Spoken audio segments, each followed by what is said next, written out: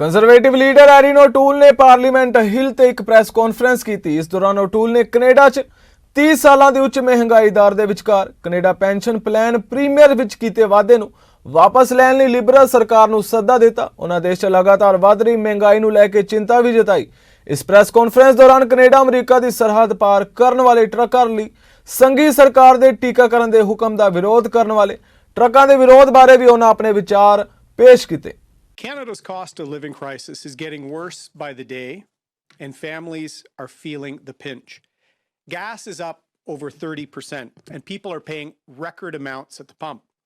Housing prices are up over 25% and are pricing a generation of Canadians out of home ownership.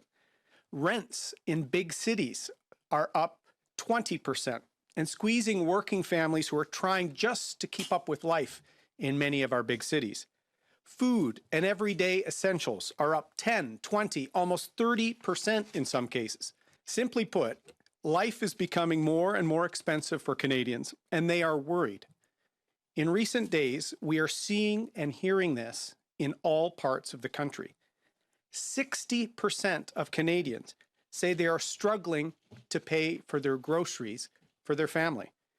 Only 34% of Canadians believe that their family will be better off in 5 years.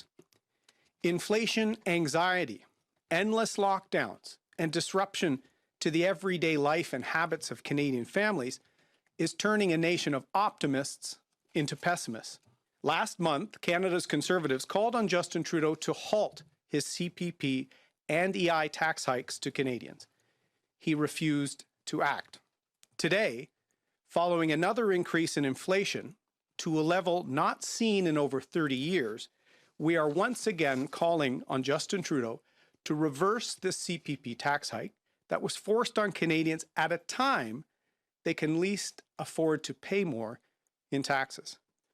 Reversing this latest Liberal tax hike will put nearly $700 back into families' pockets this year. We've been talking to the Canadian Truckers Alliance, Glenn, for several months. We've seen a crisis in the supply chain coming for several months, and we've proposed policies to try and help alleviate that, the most important of which is vaccines. And we encourage everyone to get vaccinated and to get boosted. And how can we use those tools alongside the other tools to make sure that we don't see shortages on grocery store shelves? Because here's the reality. When there's a shortage of products, the costs go up, and Canadians are already 60% worried about paying their grocery bill. So we can't have policies that make that even worse, and we can't raise taxes. So that's what we've been advocating for responsibly the last few months, Glenn, is to try and tackle the supply chain crisis, encourage vaccination, not ignore problems and divide the country like Mr. Trudeau does.